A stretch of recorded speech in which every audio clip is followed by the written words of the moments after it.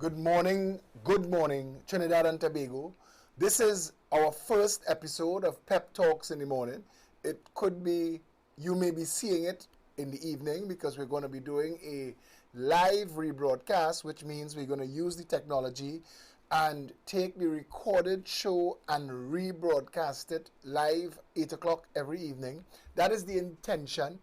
We're also going to be testing our podcast abilities to send this after this live show, to send this out as a podcast for those who may not be able to take in the actual audiovisual show but want the content. It's the same thing, minus the pretty faces. And so as in everything with a test, we expect whatever it is gonna need kicking and fixing and tweaking and twisting, it'll happen now. So it's 6:01 in the morning on Monday, February 10th, 14 days before Carnival, Sunday. And yesterday, I went Panorama. If I miss everything else for Carnival, I don't miss Pan. And there were a lot of things that were very upsetting yesterday about Panorama. Besides the fact that the layout of the place was a scaled down junior version of what we're accustomed to as a North Stand. And if you did that to save us money, publish those numbers. If you did that to save the country money, erecting the North Stand, publish the numbers. But if that tent city costs the same thing or more, then you know we have a problem. You know that we have a situation, you would know.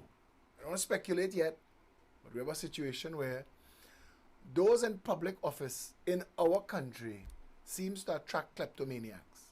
People who think the treasury dollars is their dollars. When somebody tell me, the Prime Minister not in charge of Pan, no. But the Prime Minister is in charge of everything.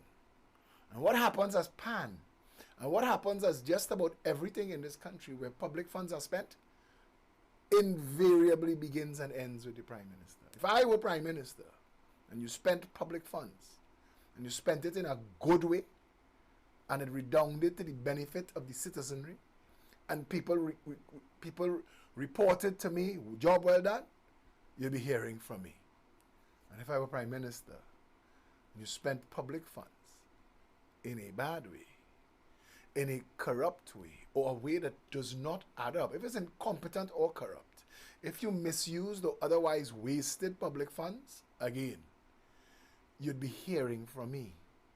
You see, when Keith Rowley was sworn in 2015, he said the buck stops with him. And that wasn't him trying to be using pretty words. That is the actual fact. Our system of government elects 41 people to the parliament. But you don't get a government until out of those 41, someone is plucked and made prime minister. That person who is plucked from the 41 and made, this is how it's supposed to work. It's not how we do it. We do it backwards.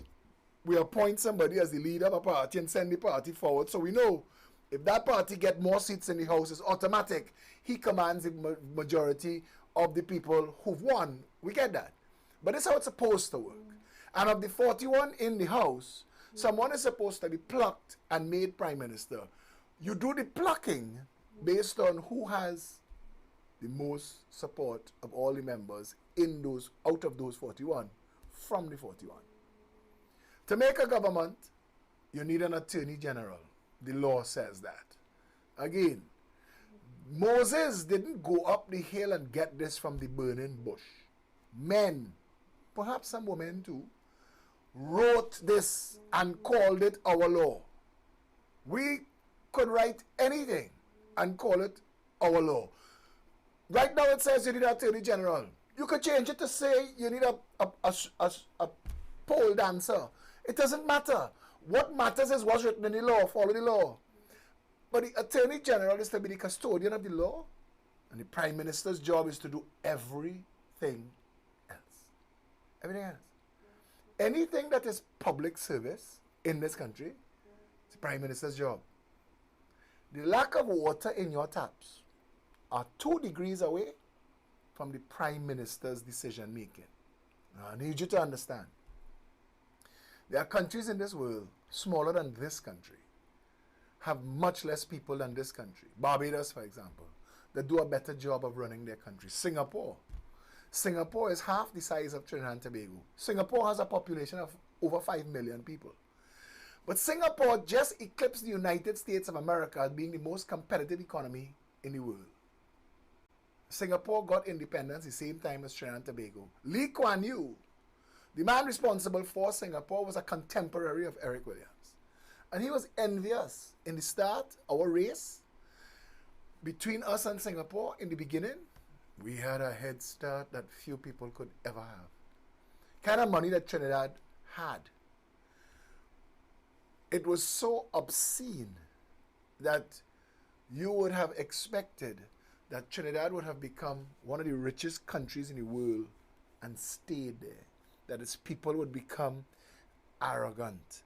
That the people would become boastful because we're rich and we have a lot of money. But what happened to the money? What happened to the money? We are so good at making excuses. And it is the excuse makers I come into this morning, Because it's the excuse makers that allows all the nonsense to go on. The Bible says the upholder is worse than the thief. There's a reason. There's a reason. You see, the buck stops with the Prime Minister. The buck stops there. He is responsible for everything. How could Singapore, that has no oil, have a GDP of 322 billion US? How could Singapore, that has no gas, have a GDP of 322 billion US, and we, Trinidad and Tobago, mighty Trinidad and Tobago, have a GDP of 22 billion? How? How could the Singapore that has no pitch lake have a GDP of 322 billion, but Trinidad and Tobago have a GDP of 22 billion? How could a Singapore that has no Tobago, the best tourist destination in the universe, how could they have a GDP of 322 billion, and we, Trinidad and Tobago, that owns the largest brain core on the planet, the nylon pool, we own the Pigeon Point jetty that has become synonymous, iconic with tourist destinations. How come we who own that, our GDP is $22 billion? And who you think's job it is? Who you think? The magic fairies that sews the buttons on the boots at night? Or the Prime Minister? Whose job do you think it is to determine the size of our economy and what we earn? Who? Well, boy, Phil, the price of oil low. Why is it only oil? Singapore don't have oil. Why is it only oil? In the 80s, when this economy collapsed, when we lost Ross Drugs and Kirpalanis and Woolworths and Stevens and Johnsons, yes, there was a version of Trinidad and Tobago a lot richer than it is today, some would say. When we lost all those companies, the original McEnany Allstons collapsed. That Sabga was able to buy and call Sabga McEnany Allstons. But the original company was there. It was there. For some of you who are younger than who were born after the 80s, there was actually a McEnany Allstons and a Neil and Massey, and a Kirpalanis, and an Amar Group. Those were the big companies in Trinidad and Tobago. That recession had wiped all of them out. That you end up with a Massey and a Macal, Ansa Macal. Superfarm is now the version of Ross Drugs, but there were more Ross Drugs than anything, and there was a Ross Drugs in every community. And that we lost everything. Kirpalanis. Some of you may not know that Kirpalanis was the biggest department store in this country. Woolworth was second. Stevens and Johnson's was third. And Stevens and Johnson's was an amalgamation of two big stores, Stevens and J.T. Johnson. But the recession that wiped all of that out taught the world a lesson, because that recession wasn't just us. That recession was global. And it taught all the world a lesson. That oil as an industry comes with massive booms and massive busts. And that if you don't prepare for the down cycle, you will wipe your country out. In Trinidad and Tobago, we still can't account for the boom money. We don't know where it went. We don't know who stole it. We know Johnny O'Halloran, one name keeps calling because he seems to have been the biggest of the PNM bandits, became so fantabulously wealthy that when he died, he left skyscrapers in Toronto. He didn't make that money decently and lawfully. Those weren't returns on investments. He didn't invent the cure for cancer. He was very creative in PNM corruption and stole public funds. And he is not the only one. You live in a country that should have about $2 trillion stashed away somewhere. But we have none. We're in debt. We're broken. This is a Monday, 2 weeks before Carnival. And the people of this country have to do a searching and frank assessment of how we come to be here. I don't think any human being is stupid. I don't think anybody could really be classified as stupid. Once you have enough sense to come in out of the rain and keep yourself fed when food is available, you have to be able to understand how basic things work. And that who is in charge? You are not in charge. They are in charge. You can't do anything. I can't do anything. I bring a lot of information to you. I show you how a lot of things can be done. I could respond to the fallout of those in charge. But I can't make a decision for Trinidad and Tobago right now. I can't tell you what to do with our economy. I can't tell you what to do right now. I can't make those decisions. I can't tell you where to spend the money. If I were Prime Minister, we would not have spent $500 million restoring the Red House. We would not have. Not now. When time's hard for you, you have $21 in your pocket. Your children home hungry. You leave this morning to go and look for something.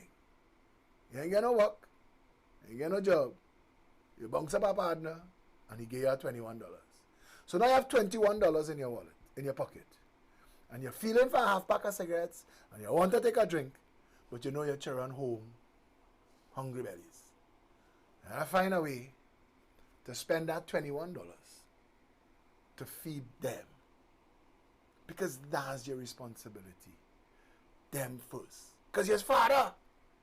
That's father responsibility and mother responsibility. That's Prime Minister responsibility. You don't get drunk on the side of the road and kill kiddie in the canal. Your job is to take care of the people you're responsible for. So you don't take up $500 million and spend on the version of a half pack of the Moray on Abercrombie Street and a nip and a flask. Now is not the time for that. You tell yourself, it's not all the time I will only have $21. There'll come a time when I'll have a job. Because I'm good and I'm talented. When I'm making money. And I have money for food and money for rent and money to put gas in the car and I have money to pay TNTech and I have money to pay Flow and even be mobile. Then, after all them bill pay, I'll probably have something for the children and then you never know. I could go and buy my half pack and my flask. But that's not what the Prime Minister did. And this is the problem I have with it. Because you could be as proud as you want of your half pack. You could feel as nationalistic as you want about your flask of rum.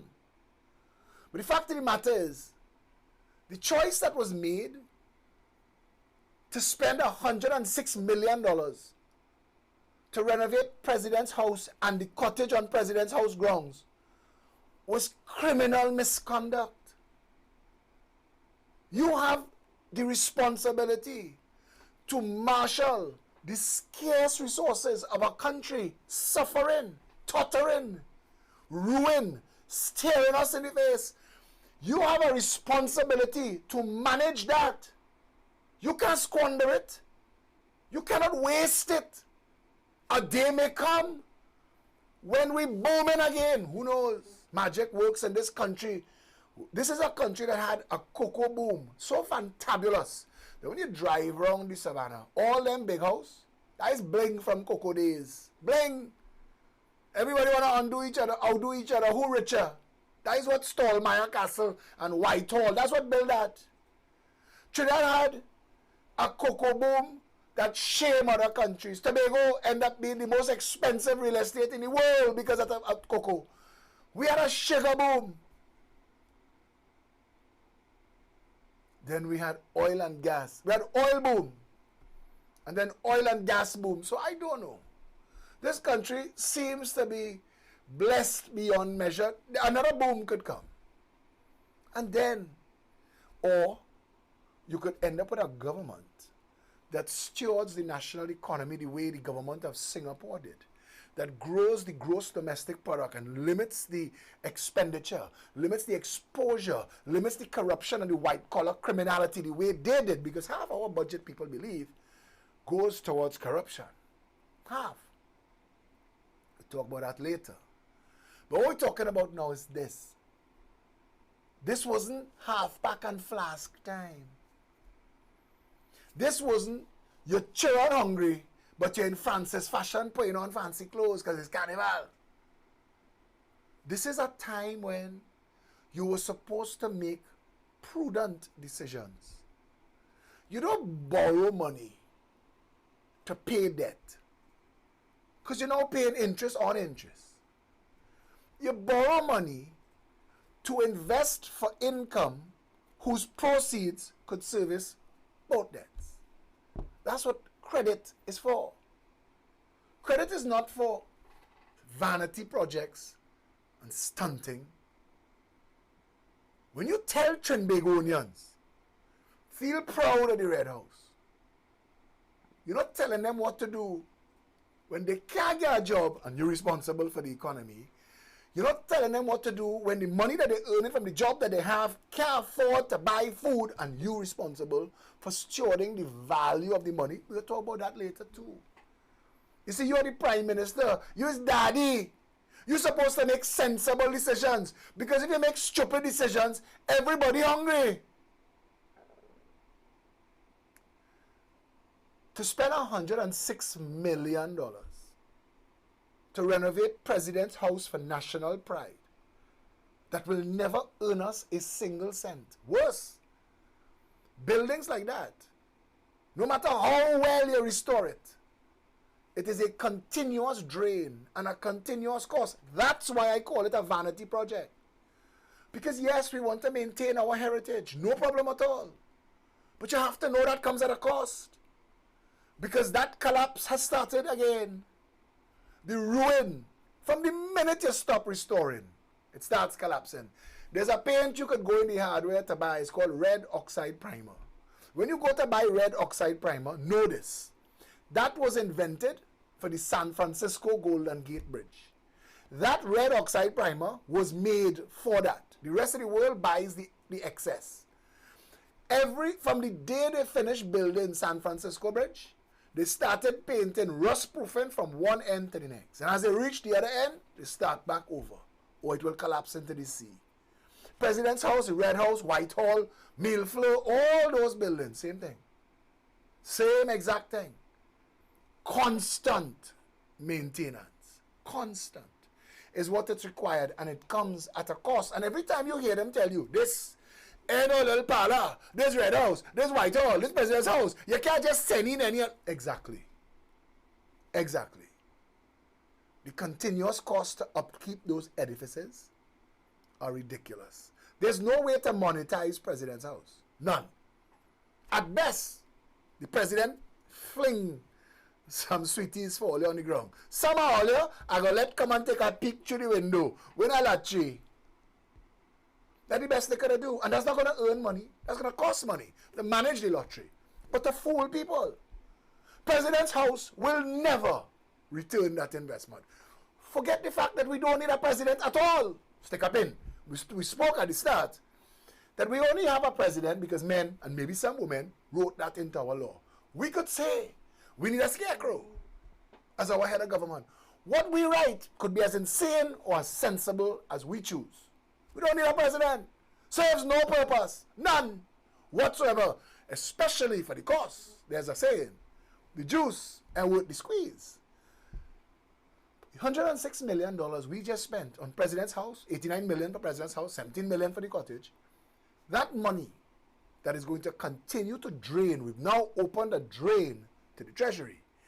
Because if you don't maintain the restoration you just restored, it's going to collapse again.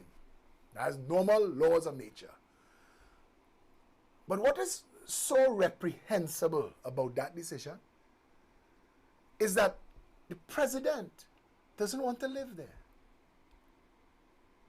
Nothing is taking place there. President's house is now $106 million ornament. For you to drive past round the savannah and say, oh good, I'm feeling proud. It's a $106 million ornament. It serves no purpose. It's of no benefit to nobody. None. That $106 million could have buy beds for the hospital. 1,000 beds. That is more important. That $106 million could have been divided among 106 winners of a competition for small businesses. Do it live on national TV, like Shark Tank. Show us what your idea is. We, the state, will back you. Let's turn net employees into net employers. Let's get other jobs and other industries running besides oil and gas that failing, baton twirling for amalgamated and packing KFC boxes. Let's see what else exists out there. The top 5 industries on planet Earth, the biggest 5 companies in the world, started in garages. Amazon started on a desk smaller than this one behind a computer. Jeff Bezos. And in 20 years, is the biggest company in the world. Together with Microsoft and Apple and PayPal. These are companies that started on a shoestring. So if the state wanted that $106 million, you could have bet on 106 Chinese. And if 105 fail and 1 succeed, it would have been money better spent than a $106 million ornament around the savannah. And you need to think it through. Because that is the role and the responsibility of the Prime Minister. It was his job to make better choices and better decisions, to not waste and squander the scarce resources that we have. And that's my problem with the Red House. By 2011, the Red House became unserviceable. By 2011. They put a roof over it that Trini say we were renting. I wouldn't doubt it. We could have bought it. But if we were renting it, that's Trinidad. Everybody looking for a racket, you know. Everybody looking to get that hole in the treasury that they could plug a hose in and they could sit down home on top of the hill in Goodwood Park and say, we are the most powerful because we have treasury money. But we, the people of Trinidad and Tobago, we've been dancing this dance in this cesspool for 57 years. We've been making excuses for 57 years to why they have a hole in the treasury and why that hose have to be running to a house in Goodwood Park. We've been doing that for so long while our children bellies growling. We've buried our parents, our grandparents. We've grown our children up in squalor and sufferation. Some of us have nothing to show and blaming ourselves, ashamed of ourselves. And I tell you, you know, the average Trinbagonian go in Cocorite, all them worthless little boys, pick all of them up and drop them in a country that works. And watch what happens. Watch what happens. Take all them little worthless fellas and put them in a nation where there is hope and opportunity, and watch what happens. It's only in Trinidad and Tobago we eating our young. We turn our backs on them. If you're not in prestige school, you're also ran. If your mommy not in Massey and your daddy not in Macal, you also ran. 7,000 children fail out of our education system every year. And then we wonder how we end up with criminals. And how we end up with people breaking in your house. And how you end up with people holding you up with guns. Like you, everybody has needs. Like you, every human being wakes up in the morning, want to stretch, want to go and wash their face, brush their teeth, make a cup of tea, a little breakfast, and start their day. If you woke up on the side of the road this morning, you think your needs went away? You think your desires for a normal life went away? At that point, when you're that low, you think you care about anybody and their opinions and their feelings? We as a nation have forgotten our collective responsibility to each other. And we've allowed people to suffer. We've allowed people to end up with lives of desperation instead of having governments who understood that the well-being of every citizen is the responsibility of the Prime Minister, his cabinet, that parliament, and the entire public service. Anybody you tell me in the public service not doing their job, fire them. Fire them with malice. Replace them with intent. Set goals, targets, objectives, and measure them. The Prime Minister's job is man management. The Prime Minister's job is not stunting and whining on girls. The Prime Minister's job is to meet with his cabinet every day. You're in charge of health, you're in charge of education, you're in charge of food production, you're in charge of traffic, you're in charge of roads, you're in charge of water. Come on, give me some updates. Where are we? I'm hearing people in this community have traffic and these people have water and these people suffering from crime. What are the solutions? What is happening? You're not doing the job? Get up, get out. Get somebody else. That's the Prime Minister's job. That's his whole job. Not to pick up Stuart Young and go traveling around the world to make friends, dancing conga lines. His job to have a minister of energy. If energy is important, but in a diversified economy, energy would be at least 1/5 of our economy and not 1/100th. Or not the entirety of our economy. It should be a contributor to the economy. When you're driving down the road and one tire go flat, you could still pull aside, let it flip over and crash and die. But if you're driving on one tire alone, think about the consequences. And that's what we do. That's how we live in Trinidad and Tobago, without regard for anything else. Our role as citizens is not to make excuses. I'll vote you into office if I like you. If I like what I'm hearing, I'll vote you into office. But make no mistake, I take responsibility for my vote. I take responsibility for my support. And I will hold you to your promises. Like I hold myself to the choice that I make to put you there. And if you're failing, I'll do everything in my power to remove you. And I wish this country had a recall law so that the people could understand their power. Because a recall law allows you to remove from office members of parliament that fail to do their job. Now imagine if you could wake up this morning. If you were the people of Belmont, you woke up this morning watching rats race through your community.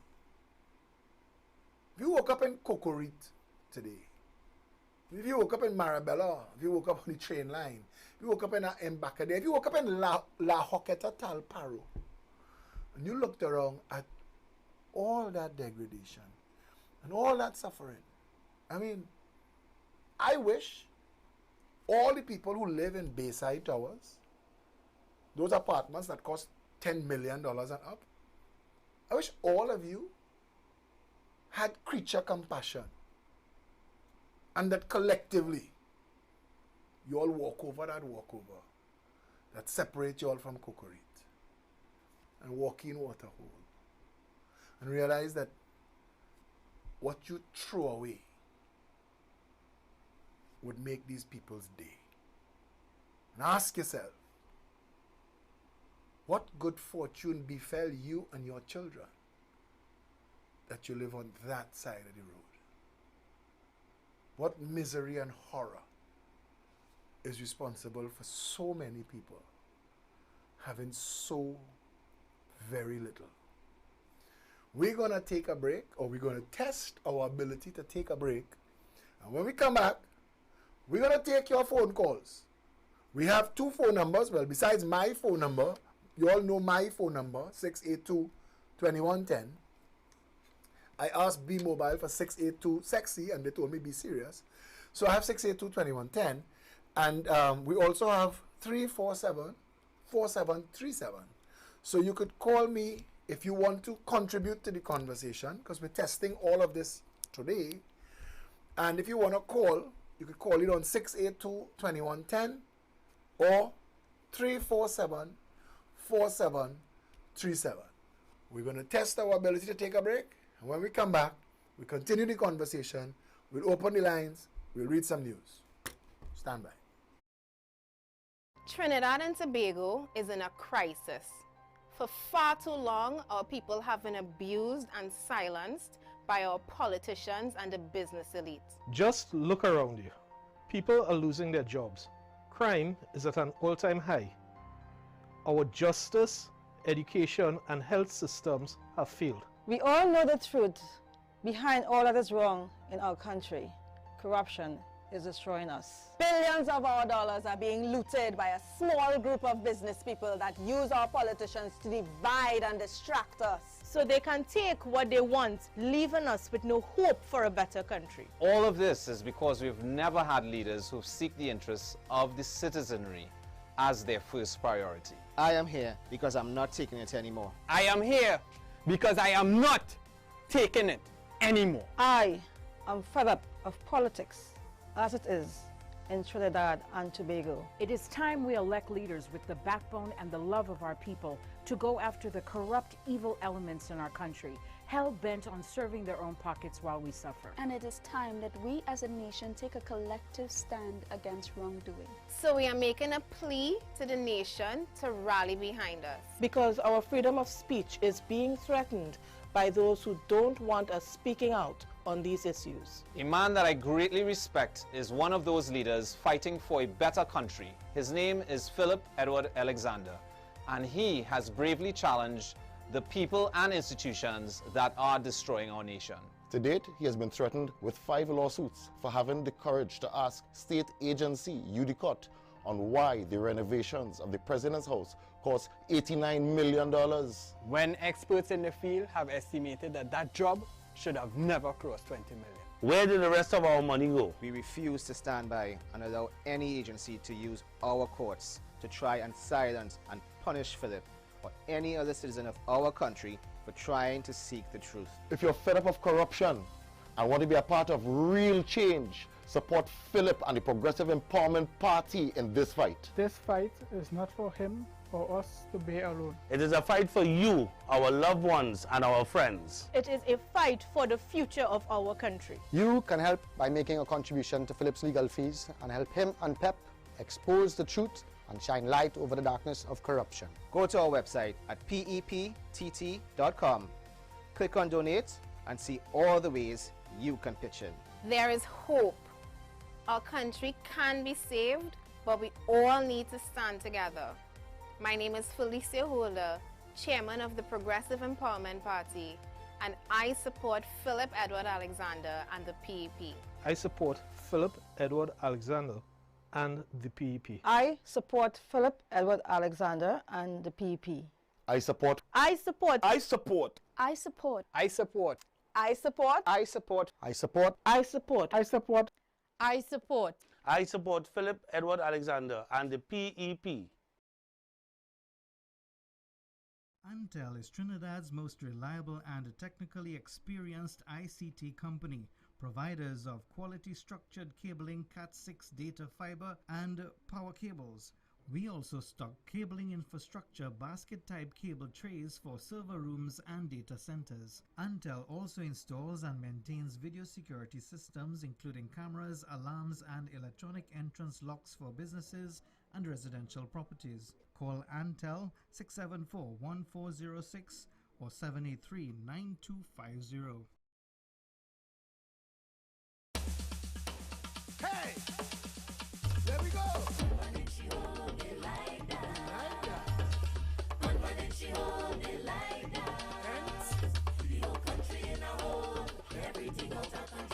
What is?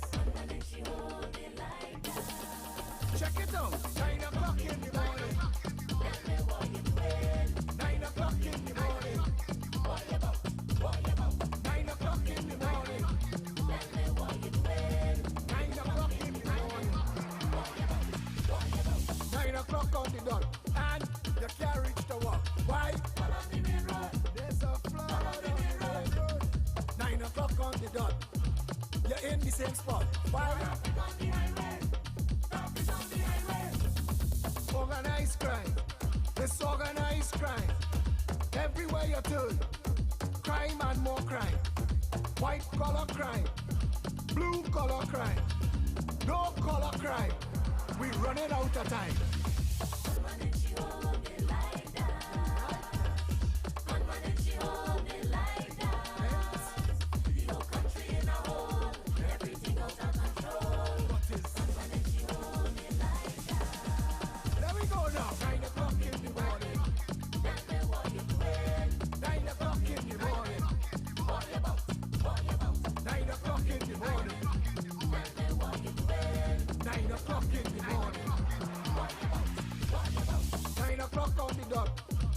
No food in the pot. Why? 9 o'clock in the day. You can't see your way. Why? Traffic on the highway. Traffic on the highway.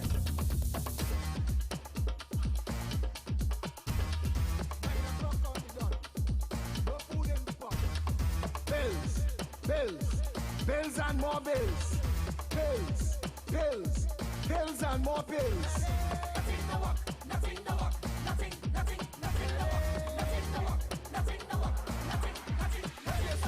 $3 trillion spent, nothing to show.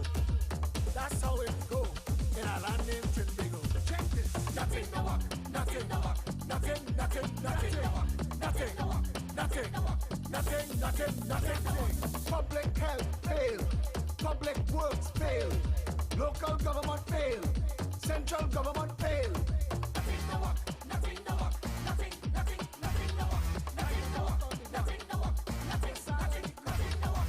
57 years, tears, tears, tears. 57 years, prayers, prayers, prayers.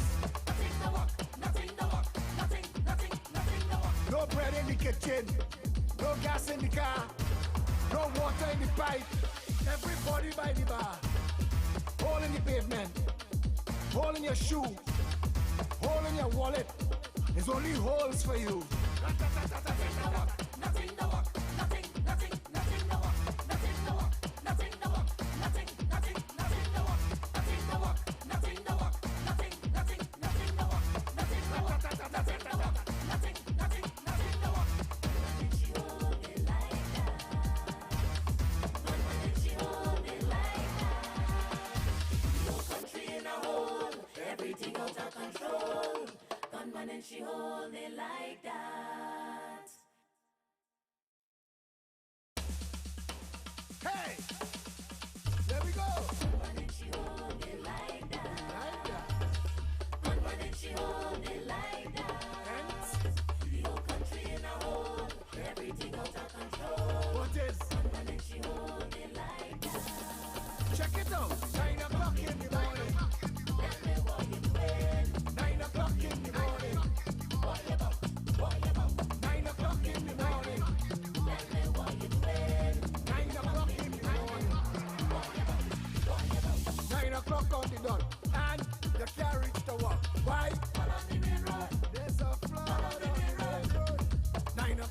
you're done. You're in the same spot. Why? Organized crime. Disorganized crime. Everywhere you turn. Crime and more crime. White collar crime. Blue collar crime. No collar crime. We're running out of time.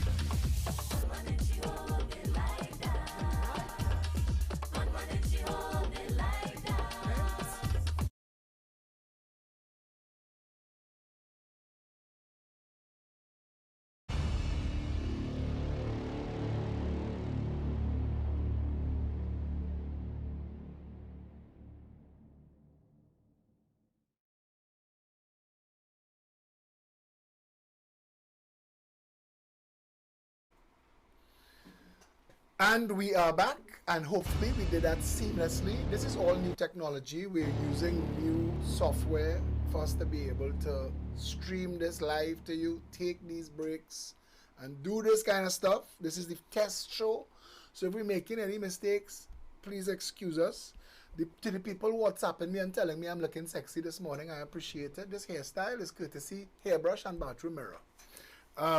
We, in the Progressive Empowerment Party, have decided as a growing group of mass of people to commit ourselves and our ability to a better Trinidad and Tobago. And we've done that. I mean, yesterday in the pan yesterday, and people just walking up to me and telling me, boss, the people want to give all it, you know. They want you to lead. And everybody have their own little demands. And a lot of it has to do with people want me to be a lot calmer. If you know me at all as a person, generally, I have a calm disposition. But I've asked people, if you're drowning in the sea, the lifeguard comes to you. It's not a good day. I see you having difficulty. Would you like me to escort you to the shore? It's not like that. The fire service don't come. Good day, ma'am. I notice you have a fire raging. Would you like us to apply some water to the fire? It's never like that. When the captain run up to the control room on a ship and say, good God, Jim, we're staring into the iceberg. It's never calm. Our country is collapsing. A lot of you may not realize because it's a kind of collapse that's designed to fool you. You see, the deficit financing, Papi borrowing money every day to pay the rent and pay for the food and to keep all your feeling like things normal. Papi has no income, you know. Papi borrowing money and spending it. And the day it dawns on you, when Papi can't get no more money borrow, and you realize there's no food in the house, you can't pay the rent, landlord calling, TNT come and cut the lights and take the meter, you go outside to borrow some money to get you through what you think is a new rough spot, and you find out you have no credit. Papi use it up and fool you. The Progressive Empowerment Party has decided to take it upon ourselves to bring this information to the public continuously. This morning, this show is another vehicle by which we hope to be able to do that. We will be taking calls, we will be sharing information, we're taking WhatsApps. And I got a couple WhatsApps while I was on air just now, and I have to learn to not get distracted by them. Somebody sent me something very interesting. On Saturday night, a team led by the political leader of the PNM, Dr. Raoul, he met with the PNM leadership in Tobago and the 4 candidates who contested the position of political leader of the Tobago Island Council at the official residence in Tobago. And the question this person is asking, why is a prime minister of the whole of Trinidad and Tobago conducting PNM party business at the official prime minister's residence? That is a good question to ask. Somebody else sent this. So, Subhas Ram Kelawan remained all along on the stock exchange while investing on the board of the stock exchange. While investigation charges were laid, hearings held, and fines determined? Nope. No wonder he received such a mild hand slap for what amounts to be insider trading. He claims he did no wrong. That is because he probably never allowed the ethical policies to be written which would have closed that door. Anybody in financial services since Enron know about such unethical behavior. And CNC3 continues to feature this unethical organization on their morning show, Boss Securities. Boss Securities should have lost their license, and Ram Kelawan should be in a lot more trouble than he is today. But this is the Royal Imperial Majestic Banana Republic of do what the hell you like land. And you could pretty much get away with nonsense. There was an editorial. And I have a guest in studio with me. And before we get to that guest, I want to read this editorial for you, if you will humor me. And it is dealing with this issue. It was in the Sunday Express. And it's called When Leaders Fail Us.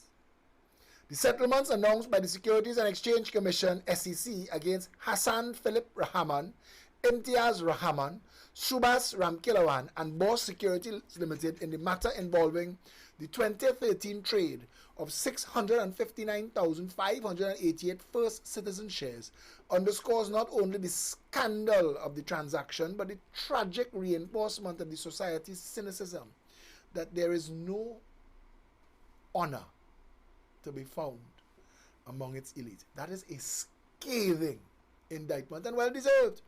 The Director of Public Prosecutions will in time reveal whether he believes crimes were committed in the acquisition and sale of First Citizen shares in 2013. However, while the law deals in the black and white of evidence, most of life occurs in the gray areas where actions are circumscribed by notions of what is right and wrong, and what is ethical, fair, moral, and just. While law is informed by the values of a society, values are not prosecuted by law, but by public opinion, which explains why those accused of ethical breaches almost invariably declare that they broke the law. Contrary to the assertion by the Securities and Exchange Commission, the settlements fall far short of serving the public interest. By agreeing to the relatively paltry payment of $1.3 million from Subhas Ramkilawan and Boss Securities Limited and $750,000 each from cousins Hassan Philip Rahman and Imtiaz Rahman, the SEC has denied the public the vital transparency required in this case. The public needed, for example, to understand exactly what Mr. Ramkilawan, Managing Director of Boss and notably an independent senator, meant when, in anticipation of the next day's sale and purchase of 634,588 of the shares bought by Philip Rahman from the discounted employee allotment, he told Imtiaz Rahman, the proposed buyer and chairman of Boss, that while the trades would be open market, appropriate trading strategies should allow you to access most, if not all, of the shares sought. Keep in mind that Ramkilawan was at the time chairman of the Trinidad and Tobago Stock Exchange. Because the SEC has closed this matter without any admission of wrongdoing and or guilt and or liability whatsoever, and without admission as to the truth of the claims allegations, the public is now likely never to know how, following rapid-fire negotiations between Imtiaz Rahman and Ramkilawan, which increased Boss's commission, the transaction was flawlessly executed on the stock exchange at 10:53 a.m. on January 14, 2014, with the offer matching exactly in both price and volume. Another thing the public may also never know is why the allotment of shares for First Citizens employees at an attractive 10% discount with zero interest loans was so undersubscribed that Hassan Philip Rahman, Chief Risk Officer of First Citizens, could apply and receive 659,588 shares. While the SEC probe is necessarily limited to the share transaction, the public interest requires a wider scope of investigation that should include the role of then First Citizens Chairman Nairi Alfonso, who publicly stated her confidence in the way the bank ran the process, which was transparent, fair, and unassailable. Now you're talking about people who made, I think, a $30 million profit on this transaction. You're talking about senior public office holders. The bank, whose shares were made available, the chairman of the stock exchange, who was an independent senator, and the managing director of the company that handled the trades. This is so dirty. This is so obscene that the director of public prosecutions has a responsibility here to clear the air on exactly what transpired and what laws were broken. Because if he doesn't, then we don't know how to stop things like this from happening in the future. So I want you to stick a large pin in that, because we are going to be paying extreme attention to this. Going forward, the Progressive Empowerment Party is operating on the ground. I just got another message. Your Pep Talks live tests cannot comment on it as it's being shared by you. Others may not be able to comment while others can. I don't know what you mean by that. You're supposed to be able to write anything you want on my wall. My wall is open to the public. And if you're having difficulty on any of the threads, my number is 682-2110, 682-2110. WhatsApp me. Approximately 6 to 8 FETs have been so far hosted at the Brian Lara Cricket Academy, also known as the FET capital of the country. My question, what were the fees charged to these promoters, and where does this money go and to who? Why not make this public? The public funds used to construct, yet we can't know what is taking place with income that belongs to the public. Again, fair questions. And I am so happy that the public is waking up. And they're waking up because they have a voice, the Progressive Empowerment Party, and they have me. And they know that if they raise these issues, we'll talk about it. I am being joined in studio this morning by the Chief Mobilization Officer of the East Hub of the Progressive Empowerment Party.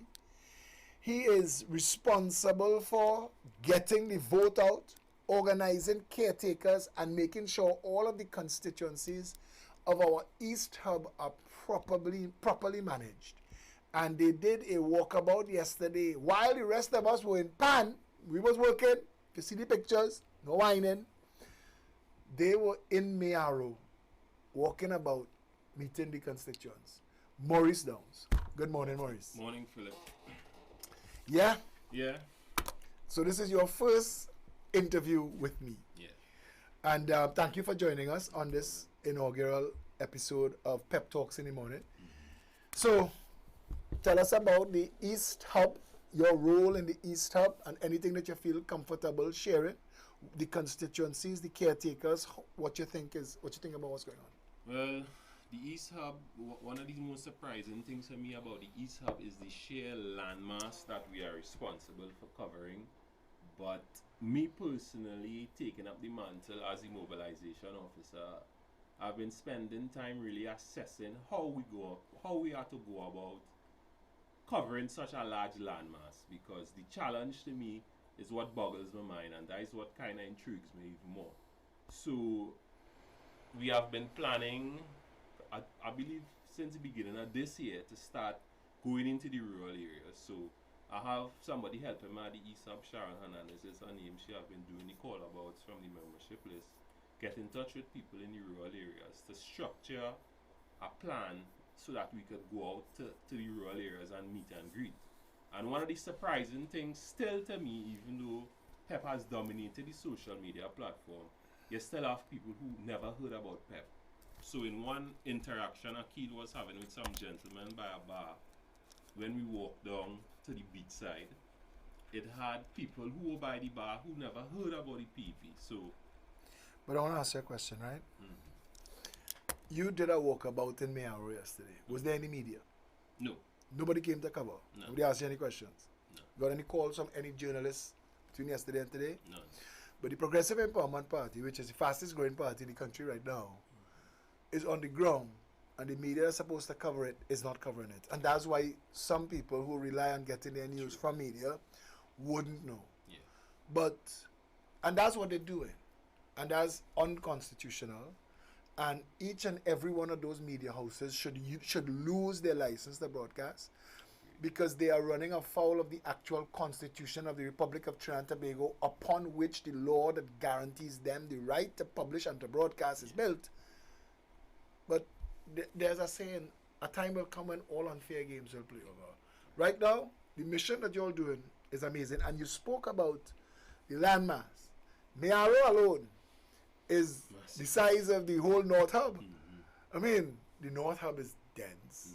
What Akil Camps and crew responsible for is dense. But you really do have a lot of ground to cover. Indeed.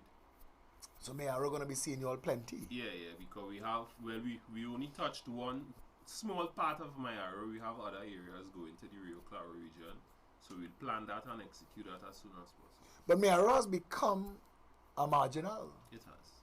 The people in Mearo, once you give them choice, they make good choices. Correct, because the reception was very, very welcoming.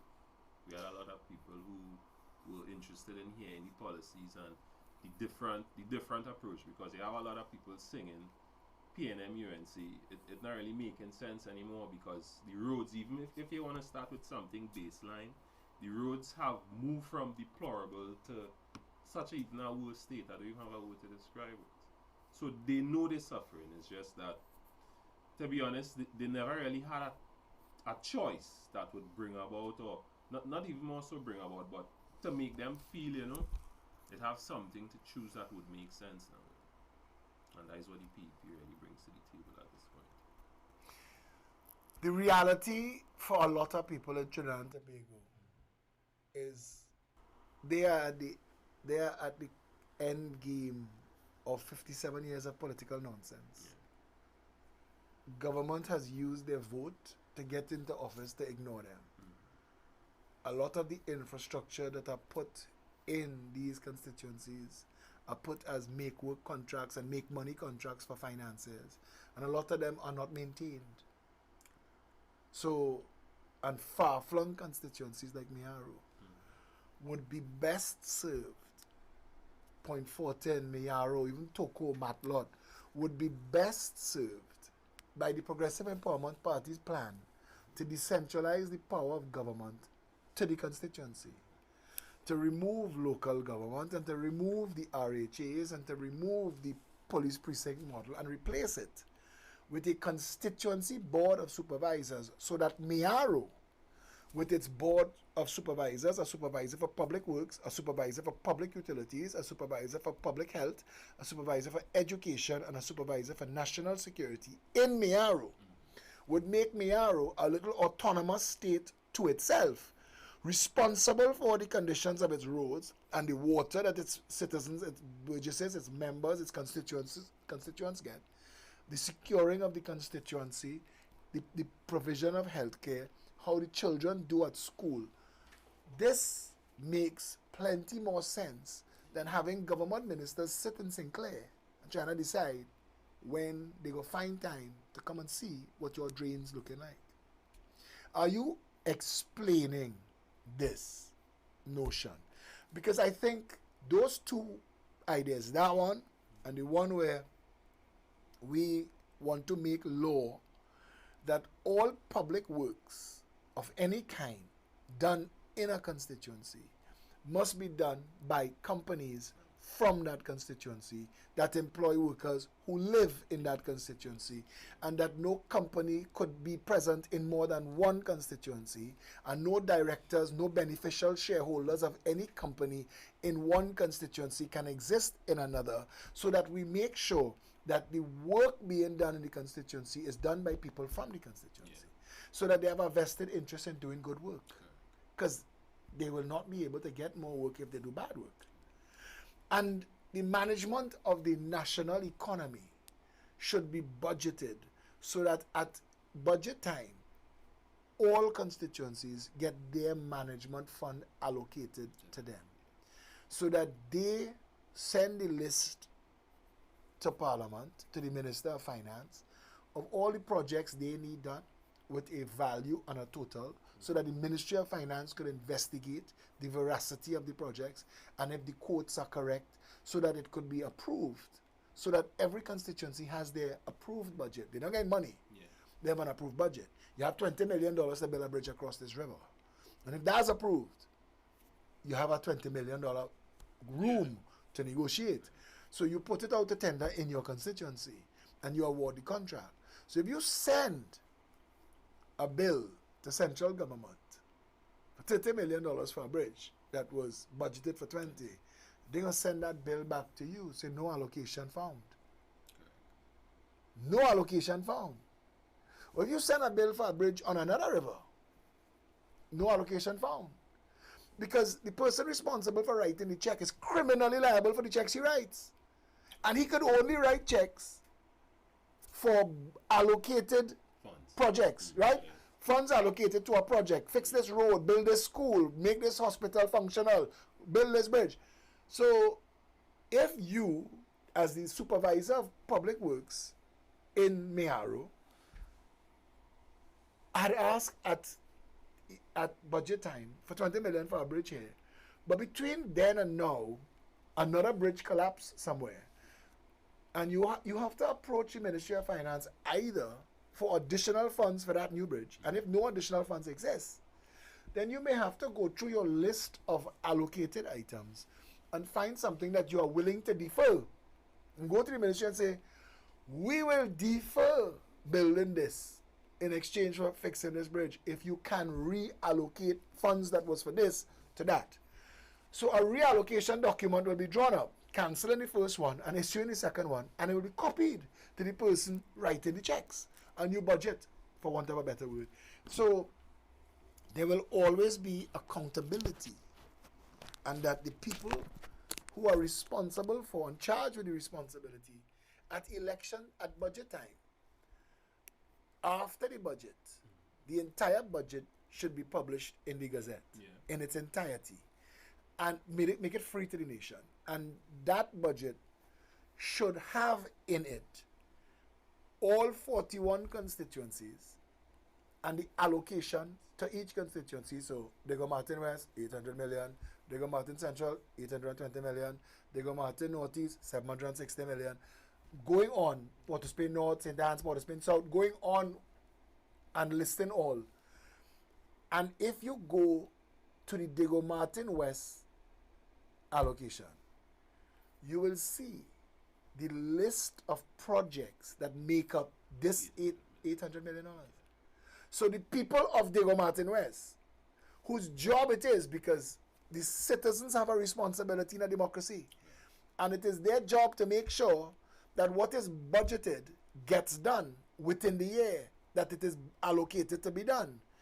And that, so the citizens of Diego Martin West would see the list of all the things that are allocated to be done, so that they will be able to keep tabs. If you are living on a street that got a $13 million rehabilitation budget allocation, and 6 months pass into the year, and workers are on site yet, you have a responsibility to go to the supervisor of public works and tell him, this is a project that will take 4 months.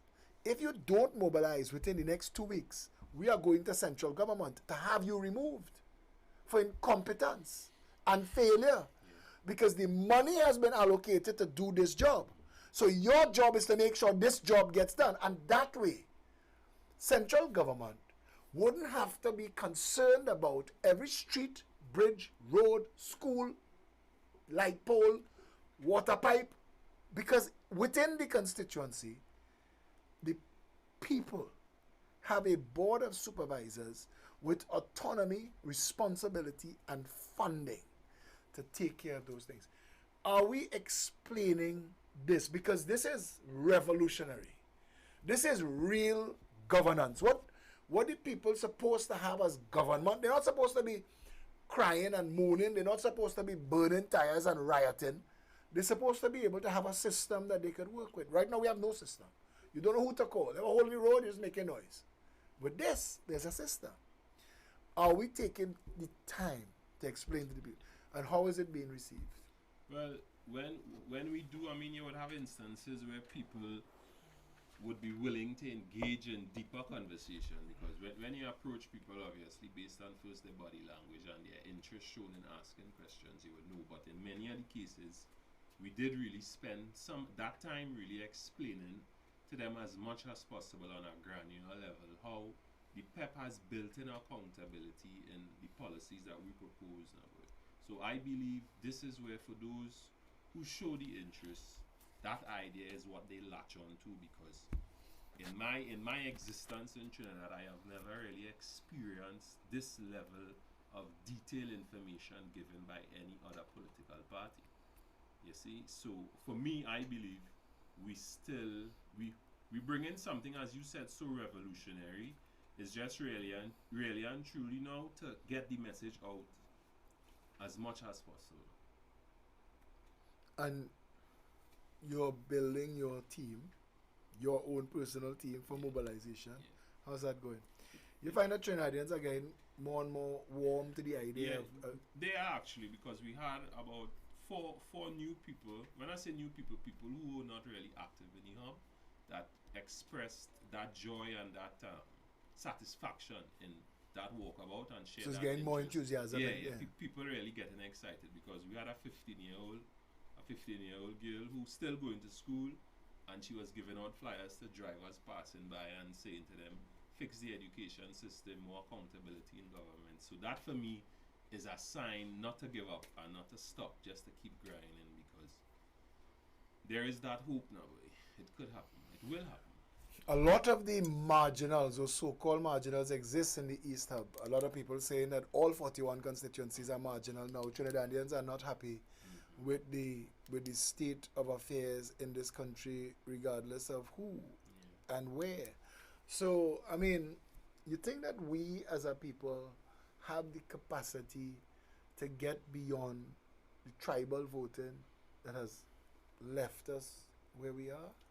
I think we honestly do, because one of the things I would notice, sadly to say, the traditional media have a way of sensationalizing the negatives, and I see for myself, we have a lot of positive people literally living in the country, and we need to highlight that more, because the reality is, and it has been seen with the policies that the people proposes, we could fix every single thing, you know. It's just that we have to have first a government in office with the will to do it, because you have to understand and appreciate the collective existence of everybody. In other words, if it is we don't live in that peace and that harmony, we will have existing in the country the chaos that is the crime, the corruption, the unfairness, but Maurice, I mean, I want to tell you this, but it's growing, and people participation is growing. But I want to say to you that people have to understand that when you press the government to perform, they have no choice but to perform. You know, they start off in response to me with this question in the Red House, with casting us aside, and I mean, they behave like they had a divine right to make whatever decisions, and threatened us, bullied us. It's when the public push back that the Prime Minister put out a list of contracts and shared information, and all of a sudden UDCOT moved from being bullying the people to apologizing, to giving timely releases. I saw a release that clarified another release. I said, but this is a change. And the public need to understand. The public needs to understand that political will is shaped by public involvement in politics worldwide. If you ignore your responsibility to keep those in office doing their jobs, they will ignore their responsibilities. But the reality is, though, because there are so many things, you spoke about education. We live in a country where people think everything is magic. When I tell them that when we brought to the public that the reason we have a water problem is that we catch the rainwater and throw it away in the sea, that our water and sewage plan is to collect the 10,000 times the rain that we could ever use and throw it away. People went to look at the rivers, and they called me back and they say, but Philip, I never even thought about this, that all the water we could ever want falling magically from the sky. How they sell us a desalination plant? How are we still paying for it? We pay every year for a desalination plant to desalinate water when we have more water than we could ever use. When you tell people that where the flood collects, that's where you put your retention dams. That's where you put your ponds. Well, boy, people have their houses there. People have their houses where they want to build the Tobago airport too. How they could move that? People have their houses where the Curep overpass going.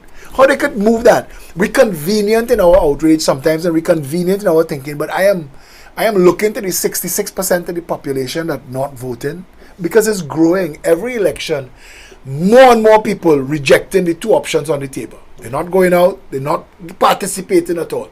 And some people saying, well, that's wrong. If you don't vote, you can't have a say. But that's nonsense. Because your choice can't be cancer or heart attack every time. There must be at some point an opportunity where you could vote for something. We spent the last 57 years voting out governments, voting against, giving them every reason to hate the other side. That's what the PNM and the UNC does. Only the Progressive Empowerment Party talks policies, as you say, to the detail we talk about it. We tell the public that you can. When we spoke, we were, me, myself, Tony the Food Deputy Political Leader, Felicia Ola Chairman, we were in Port of Spain, and we were looking at the Cathedral to Hyatt. Now, between the Cathedral and Hyatt is Brian Lara Promenade. And that's a walkway. Construction engineers will tell you that you could easily put a retention pond from the Cathedral to the Hyatt that itself will hold more water than Port of Spain could use. And that if designed properly, it will also collect all the flood at flood time, so that it is empty and it's rainy season, and the normal flood you would get in Port of Spain now has somewhere to go. And a simple ball valve, when it reaches a certain level, could turn on a massive pump to pump the water to a reservoir, to the closest reservoir, so that this don't have to overflow. You could even pump it to the sea if you don't want it. It doesn't have to overflow. The rivers that were built, those concrete rivers that we have, those canals that wash the water out to the sea, they hold millions of gallons of water. At the end of those rivers, we could put sluice gates.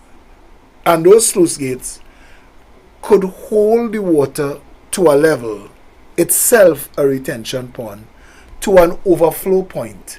And from the time it starts to overflow, the overflow itself turns turbines that powers pumps that empties the overflow to the next reservoir. That's what the Hoover Dam is. This is not new. The Hoover Dam was built in 1920. We didn't invent this. This exists in the world. We have 100 million of those. We have 100 opportunities for millions of gallons of water, just sluice gates on those rivers. And they could power themselves and automate themselves. You don't need people to go and lock gate and open gate. Everything automatic. Systems reporting to network administrators. Simple. It's not easy to fix. We look at our education system and we don't understand. We don't understand how to fix it. It is simply 200,000 children. How do you manage the education needs of 200,000 children? And you break it down from there. Because you break it down, 200,000 children in constituencies, in schools, in classrooms. So there's a minister of education. In our plan, in each constituency, a supervisor of education. In each school, a principal. And in each class, a teacher. So you break that 200,000 down to 25. Now you, the teacher, you're responsible for 25 children. And you can look at the performance numbers every term. If you have one centralized examination and you administer that examination nationally, not the teachers, education supervisors responsible for that, administer these exams to identify where the children are in each class, in each term. So you will know who performing and who is being left behind. And once you could identify who's being left behind, because nobody's stupid. Nobody child's stupid. So once you identify who's being left behind, you could then apply a solution. It could be something as simple as social intervention in situations where children are hungry. If I'm hungry, I can't perform.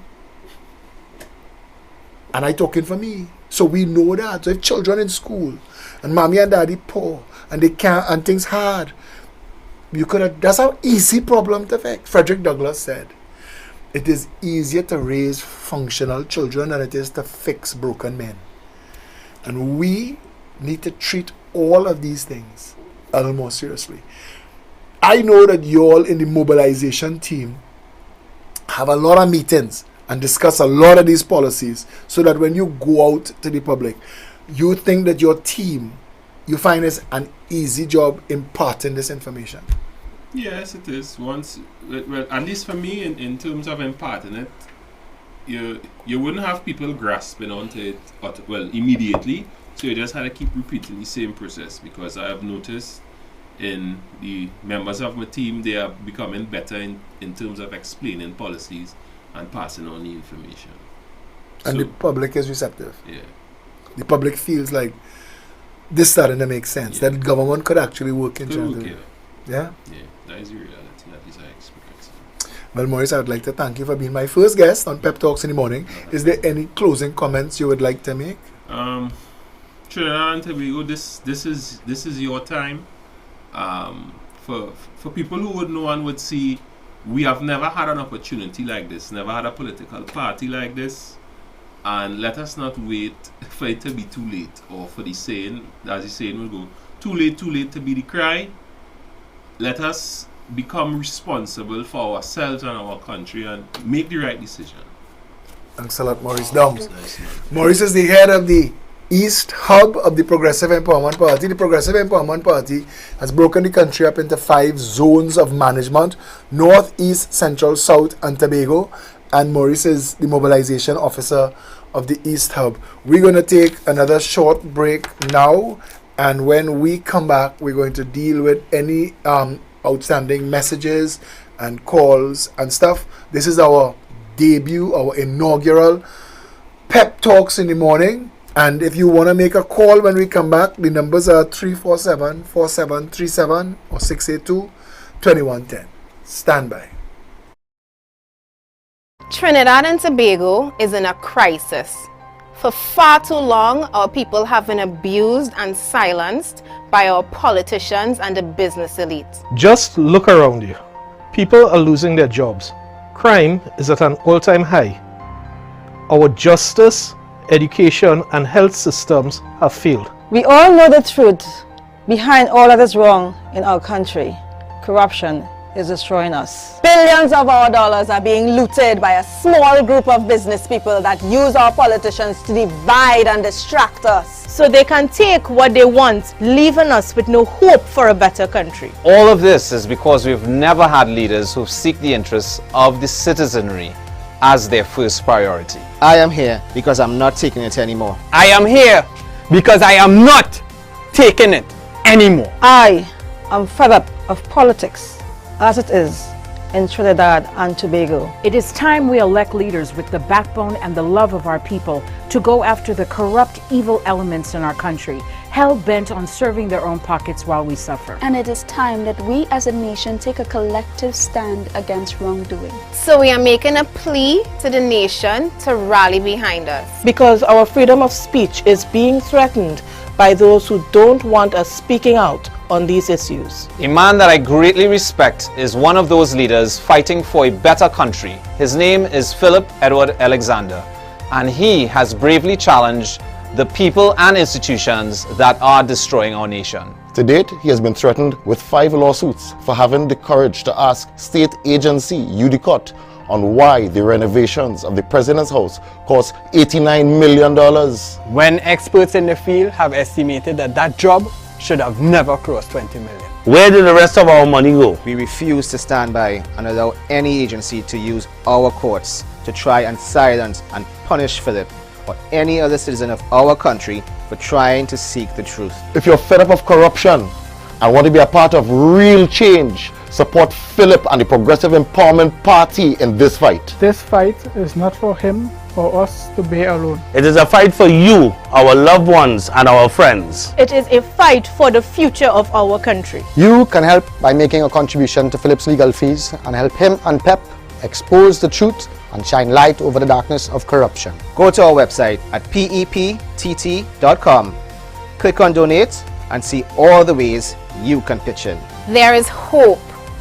Our country can be saved, but we all need to stand together. My name is Felicia Holder, Chairman of the Progressive Empowerment Party, and I support Philip Edward Alexander and the PEP. I support Philip Edward Alexander and the PEP. I support Philip Edward Alexander and the PEP. I support. I support. I support. I support. I support. I support. I support. I support. I support. I support. I support. I support Philip Edward Alexander and the PEP.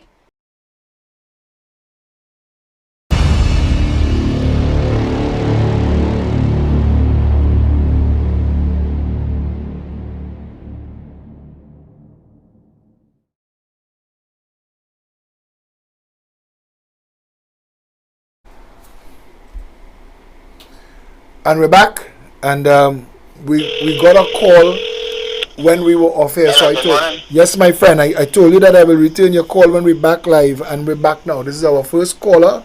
We're taking calls on 682-2110 or 347-4737. Good morning, you're live. Yeah, good morning. How are you? I'm good, I'm good.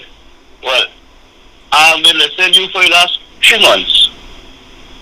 And within the first week, I realized what you're saying is true. And this is a reality that people need to wake up and live for the truth. When you hear the truth, you must understand and take the truth.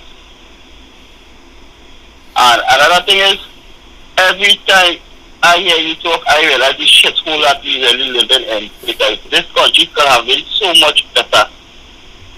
And like the country just going down and down and down. What constituency you calling from? Shaguanas West. Shaguanas? And Shaguanas West was one of the best constituency under the UNC because Jack Warner the controlling this area and he should get majority of the movement. Ever since Jack Warner out of this politics, nothing is being done in Shaguanas West. Down till last week, they say they come to fix the some road. They come, they patch a hole, they leave out a hole, they patch a next hole. This is one road by a contacted speaking company. The patch area, they leave out about 5-6 potholes, they go to patch the next area and leave it out. Akbar chase the next road. They come, they patch it, the whole Akbar road bad. They patch about 4 or 5 spots and they leave there. It's really bad. So you're not happy with your government right now? I'm not happy with the government, neither the recent government, because it's like since 2010, nothing being done in Shaguanas West. Nothing proper, nothing good. It's like come to kill us for the fix and they go on again. It's very expensive to maintain. Indeed. Anything else you'd like to add, my friend? Yeah, well, work is so hard to get and all. And what people going to do when they don't have no work? All right, thanks a lot. They're not creating any job to anybody. Okay, thanks a lot for that. We will talk again soon. Okay, thanks. And that's the truth. Somebody messaged me to say you're now talking about real local government. What we experience in Trinidad and Tobago is a joke and it's a fact. And it's an absolute fact. We cannot call all of the mismanagement that has plagued this country. We cannot. Randolph Barcelona Goodrich says, yes, we do need, this is a test show, so thank you for that contribution, Randolph. Randolph is a Code 9, the DJ, so when he gives us technical advice, we appreciate it. Somebody messaged me to ask, cruise ship currently docked in Tobago, what's the screening plan in place? I couldn't begin to tell you. let me just respond to some of these messages being sent on my Facebook. So you can message me on Facebook, you can message me on WhatsApp, you could call 682-2110. It is a test show, but we expect it to quickly become a staple in the morning. It will be guest driven and co-hosted. One of the co-hosts for this morning was supposed to be Anthony Defoe, but I think he ended up on stage with Renegades 3 o'clock this morning. We have a call coming in here. Hello, good morning. Hello, good morning. Just a question I need to ask you guys. What would be the test, if the test come into government, which I hope you guys do, what would be the help to farmers? I heard you talking about planting fruit trees and so forth. Would the top government and the Ministry of Agriculture give the farmers an incentive to buy the product from them, whether it's cocoa or breadfruit or Julie mango, as you said, and probably ship it abroad and give the farmers a fair price for the product, or do we have to face the fruit stores and get next to nothing? I will answer you off the call because you have other calls coming in. You okay with that? Do you have anything else you want to ask, or that's the call? Because I will answer that for you. Yes, Mr. Alexander. Thank you very much. Thank you. Okay, so we lost a call here. So I feel it's only fair to return that call. But I want to answer this guy. I want to answer this guy with the farming. But I'm returning this call. Just call me. Call has Okay, forwarded let's to call him B-Mobile back. Voice Messaging Center. 868. Okay. He was trying to call me back while I was calling him.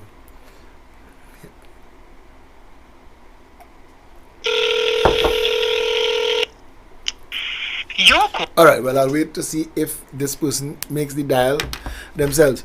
What this guy just asked about farming in Trinidad and Tobago and food production, that is an excellent question. And the Progressive Empowerment Party's policy is to support food production and use it for the purposes of making Trinidad and Tobago food self-sufficient, and to also use it to diversify the economy.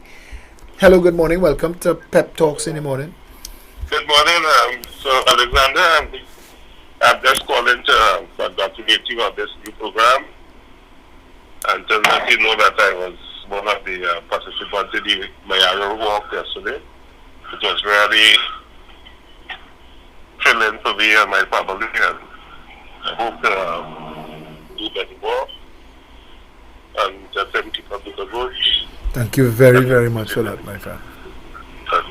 Have a lovely day. Yeah, and we're appreciating that. The issue about the farming, because our policy is 41 central markets, 41 constituency markets, and those constituency markets will be responsible for buying up all of the crops in a prior arrangement with all farmers, because we want to be able to identify all of the crops being grown in all of the regions. We want to work with farmers, make farmland available. We can't sell you the land, we can't lease you the land.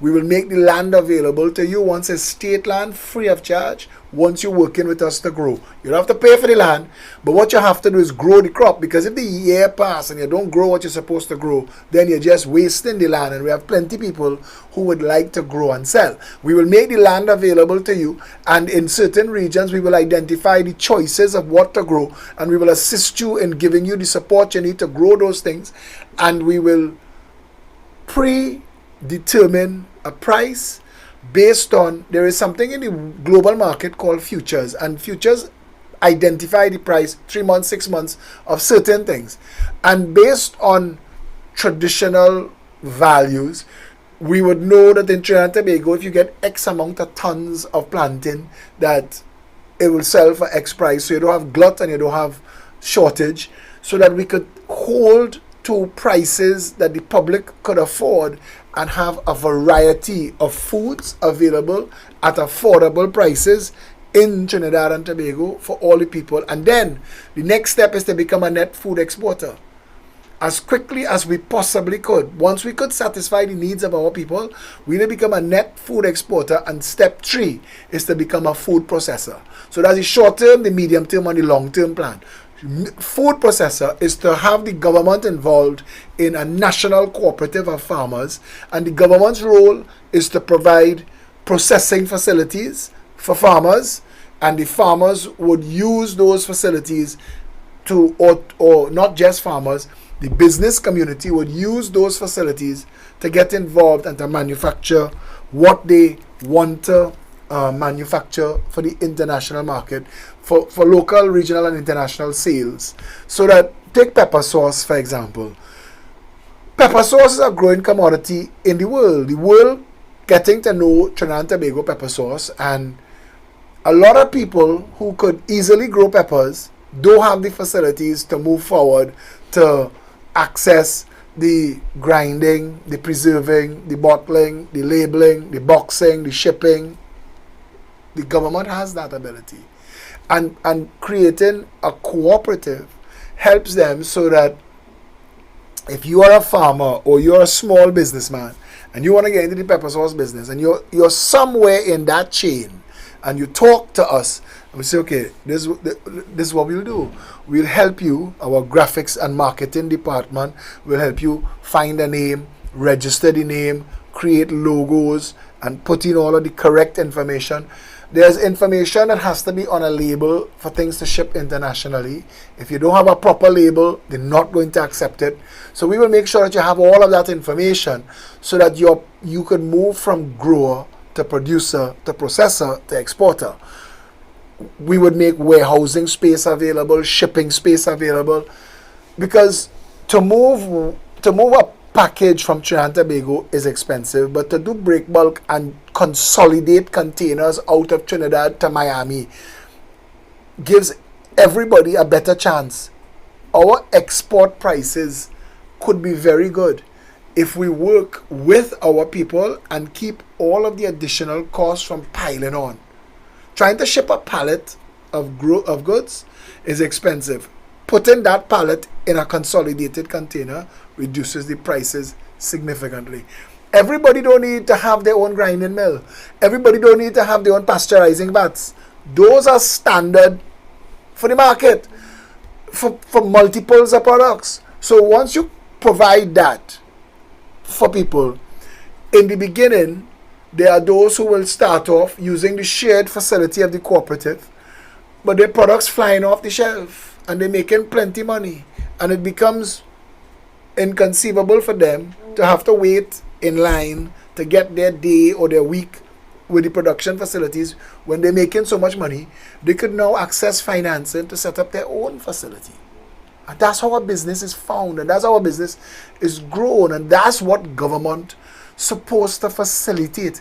And to those who are eating well on the big table, who forget, and there's a second and third generation who just born with money, that don't know that that's how your family's fortune started in the first place, that there was assistance and there was help and there was the ability to leverage the collective. And that's what government facilitated for you, and it should facilitate that for everybody. When people ask me your housing policy, how is it that you're making state lands available for people to build housing on? Bayside Towers is on state land. Grand Bazaar is on state land. If those could be on state land, why smaller ones can't be as well? We need to learn in this country that all of us own this country, and that all of us should be able to share in this country, manage properly to the benefit of all. That's where we need to go. The day we vote a government into office that thinks that the well-being of each and every citizen is the function and purpose of government, is the day we start to change this place. All these problems we have, poverty, drug addiction, crime, homelessness, all of it are functions of failure to manage, all of it. That you put the right things in place every step of the way and get out the people's way. Trinidadians are some of the most creative and talented people in the world. What passing for our carnival now is joke, made in Japan, tongues and bra. You bring back a proper carnival and it's easy to do. It's properly easy to do. This rolling all-inclusive fete that tribe and them that they have, Soca Mass, I like to call it. Soca Mass have a place. There are people who like Soca Mass, give them Soca Mass. But take it out of town. The people in Port of Spain and environs, Woodbrook, Sinclair, Newtown, St. James, they don't like Soca Mass. They don't like the big amplified trucks in the area. They don't like it. They don't want it. It doesn't benefit them. You're not spending money in the community. All you're bringing is piss and noise. They don't need it. You're bringing traffic. They don't need it. Take Soca Mass out of town. That Soca Mass, you could line up all of those all-inclusive bands on the highway. Give them one lane and send them in one direction and let them come back. The people in the band are insular. They're inward looking. They don't care what community they're in. As long as they can wind up on one another, no problem. Loud music, plenty whining. Let that happen. But don't let it be an inconvenience to everybody else. And Port of Spain and town and environs, bring back pretty mass. Bring back proper culture carnival. That 6 months before, it don't have to be about profit. It don't have to be about I make $1 trillion with my bass band this year. It used to be a collective. It used to be a community expression. It used to be everybody getting together and making their own costume while they're helping everybody else. Remember that? That's what Carnival is. That's what Carnival is supposed to be. And if you take out the massive amplified truck with 100,000 speakers and 10 million decibel and put back the rhythm section and the small pan and the brass band on the truck, Trinidad culture will find itself and regrow to where it was trying to go. Right now, we're trying to play Rio for a profit. And that might be okay for the ones making the profit. And that might be even okay for the ones that I passed this morning, 4 o'clock, round the savannah. Working out to get that body ready to show off. For what? We've been dumbed down and relegated to stupidity at this point. Our cultural expression has left our people behind.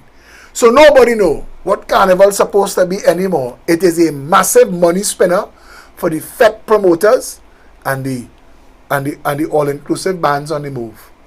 Let them have their piece. I am a capitalist in my bone. But let it not be an inconvenience to everybody else. You could have both exist. You could have traditional carnival could exist.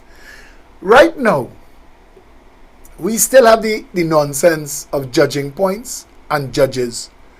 Watching the same twerking mass, the same gyrating horde, wearing the same exact costume, but for a little ring here and a little feather there, and you're calling it all kind of different names, but it's the same band.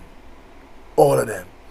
Playing the same song, on the same speaker, with the same crew, grinding away on each other. What are they judging? Best six-pack? Best wine low? What? Best arrangement on the speakers at the back of the truck? Are not approved. That can't be judged. That is not Trinidad Carnival. Send that down the highway. Bring back a space in the savannah for traditional carnival. Downtown and all through the environs. I grew up in Woodbrook. And you used to sit down on your porch and stand up by your wall and wait for bands to pass. People used to come out with hose for people who wanted to get wet down while they're playing mass. But you used to want to see all the different types of costumes, and it was enjoyable. This is only enjoyable for the people in the band. We need to treat that as it is and fix it. Another thing that worried me yesterday is that if Panorama is the only expression of Pan in Trinidad and Tobago, the only real expression in Pan, besides Martin Daly and a couple people talking about Pan in a kind of way that a lot of people don't really feel anymore, it means that we're losing it. It means that we're losing the cultural value and the community value of Pan.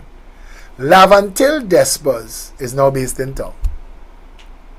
That means the power of desperados to knit that community together has been lost. And the Pan itself in danger. You have to ask yourself, how are we failing this country so badly? There's a church in Westmoreland that has 24-hour security guards and electric fences. If your church needs 24-hour security guards and electric fences, and you're not preaching from the pulpit that something wrong, you see, the day the imams and the priests and the pundits join us in this conversation, because too many of us happy to hold we corner and pretend that if I do back at it, it wouldn't back at me. And we're living in a failed nation. If we reach to the point in Trinidad and Tobago where we are selling electric fences to churches, something definitely wrong. We're getting some messages here, and let me see what I could share with you and what is just, what else could be added to this. The removal of the Trinidad and Tobago government railways by 1969 led to several things. Immediate corruption. We still do not know who disposed of the iron and steel assets. Some say it may be Johnny O. Secondly, created transportation gridlock starting in 1972 to 1974 as PTSC never worked. Thirdly, vast public works stupidity as we created a priority bus route. Next, we created transportation inflation as a result of traffic jams, which joined with the inflation caused by global oil boom. Yes. And I love the fact that a lot of you who have institutional information choose to share it now. Come out. And any of you who would like to be a guest on this show, to share your information, you can reach out to me off air, 682-2110, send me a WhatsApp, private message me on Facebook, and let's discuss. Let's get you on board. Because this is not a show just for big shots and big names. But coming back to the idea of the issue of Carnival. Carnival is supposed to knit communities together.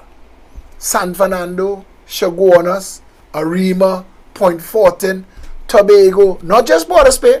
Port of Spain have our main carnival, like Rio have Brazil's main carnival. But in Rio, in Brazil, they have carnivals bigger than our whole carnival every month as communities celebrate their carnivals that lead up to the main event. We've squandered our carnival.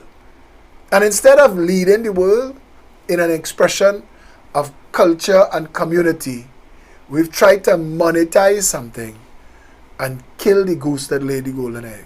Now, when you walk down the avenue, and I don't live in San Fernando, so you all could tell me, but I think you had to be real fit to play mass in San Fernando, uphill and downhill. And I want to try it one of these days before I get too old.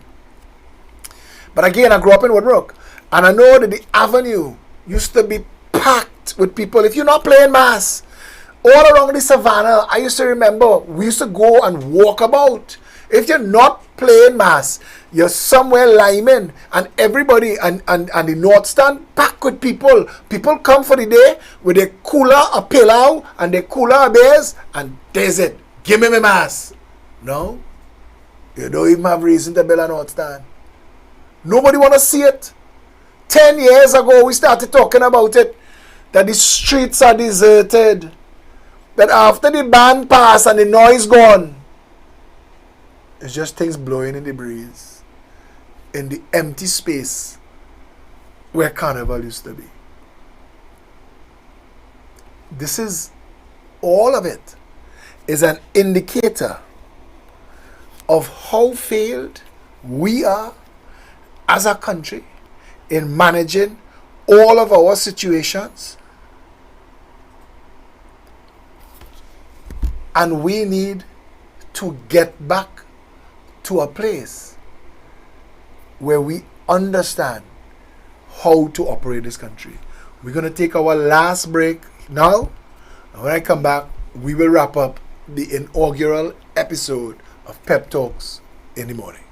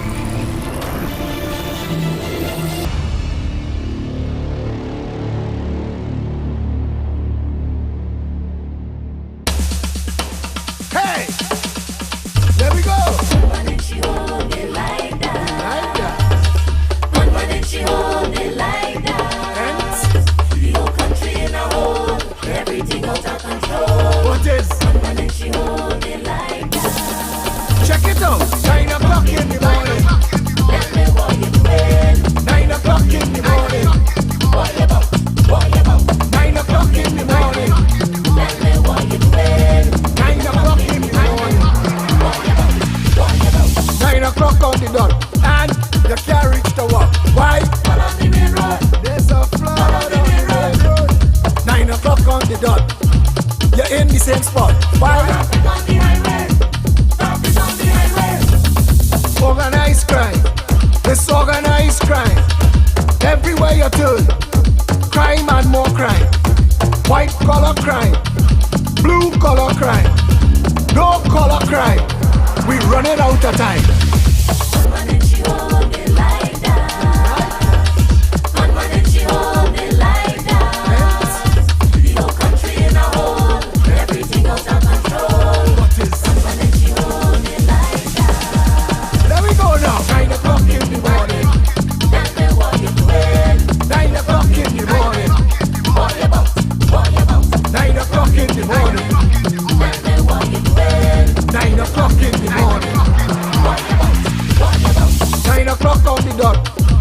No food in the pot. Why? Not on the main road. Not on the main road. 9 o'clock in the day. You can't see your way. Why? Traffic on the highway. Traffic on the highway. 9 o'clock on the dot. No food in the pot. Bills. Bills. Bills and more bills. Pills. Pills. Pills and more pills. Nothing to work. Nothing to work. Nothing to work. Nothing to work. Nothing to work. Nothing to work. $3 trillion spent. Nothing to show. That's how it go in a land named Trinbago. Check this. Nothing to work. Nothing to work. Nothing. Nothing to work. Nothing. Nothing. Public health fail. Public works fail. Local government fail. Central government fail. Nothing to work. Nothing to work. Nothing to work. Nothing to work. Nothing to work. 57 years. Tears. 57 years. Prayers. Nothing to work. Nothing to work. Nothing to work. No bread in the kitchen. No gas in the car. No water in the pipe. Everybody by the bar. Hole in the pavement. Hole in your shoe. Hole in your wallet. There's only holes for you.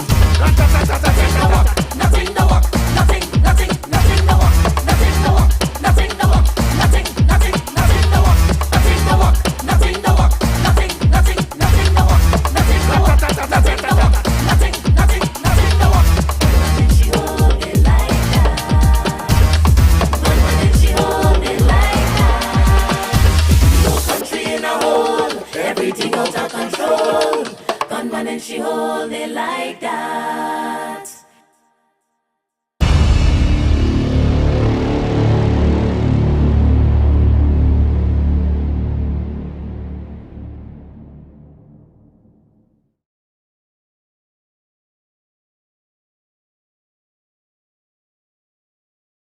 Okay, so we're back, and that was a quick 2 hours. Well, hour 50 minutes so far, and this is the last 10 minutes of the show.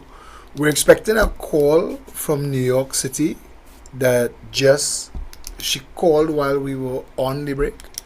So we're gonna, hopefully she realizes that we're back on now, and when she calls, we take that call.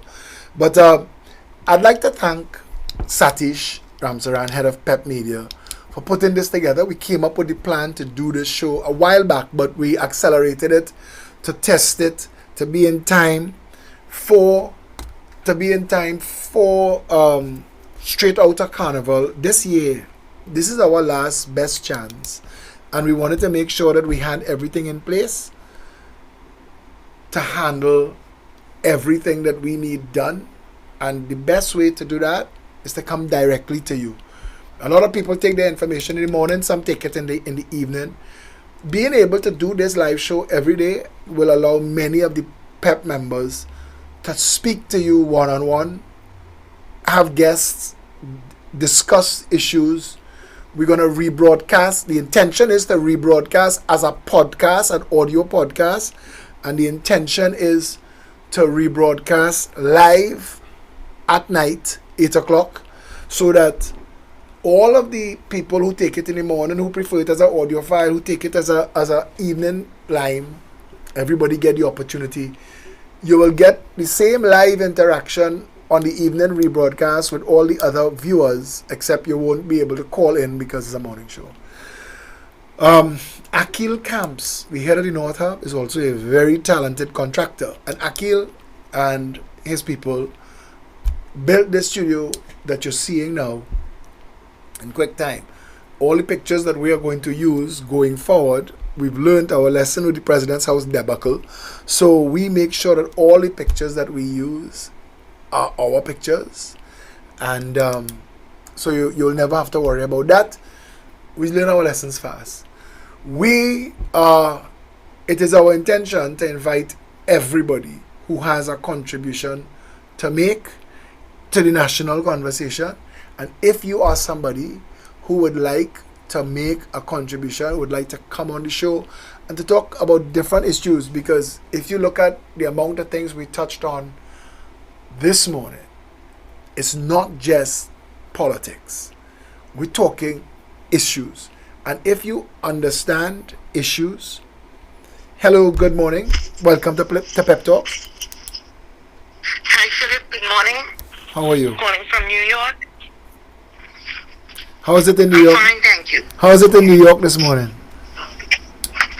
Cold. And Philip, I want to come home. Yes. I want to come home to live, Philip. A lot of Chinese want to come home to live. Who are outside? My brother, yeah.